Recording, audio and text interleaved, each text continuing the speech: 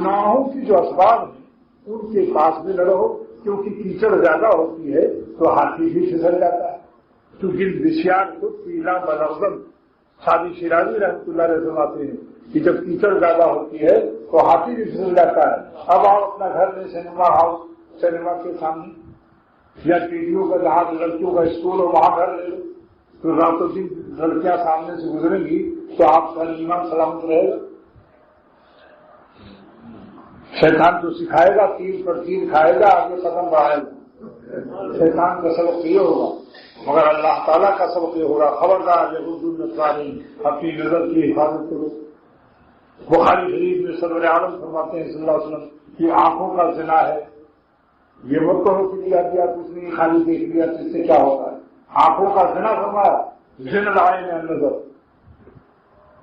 تو اسباب گناہ سے بھی بچو. حسین لڑکا ہو یا لڑکی قریب مت رکھو، تنہائی میں اس کے ساتھ مت رہو، ٹانگیں مت دباؤ.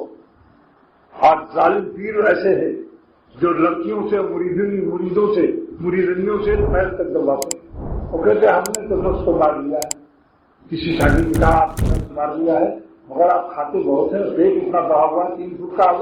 تو کہتے ہیں نفس کتا کو جب مارا ہے تو کتا جب مرتا ہے پھولتا ہے.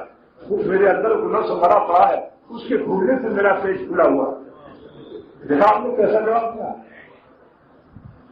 4 نمبر ہو گیا نا کہ گناہوں کے اسباب بھی قریب نہ رہو. اگر ڈاکٹر ہے تو پیے عورت مت رکھو، یا تاجر ہے تو بھی پیے مت رکھو. عورتوں کو پیے مت بناؤ، ورنہ پیے بغیر پیے رہو گے. وقت اس کے شوہر کو روزی دے دو. اگر آپ کو بڑا غم ہے قوم کا تو لڑکیوں کے شوہروں کو، ان کے ماں باپ کو، ان کے والد کو دے دو، ان کے شوہر کو دے دو نوکری.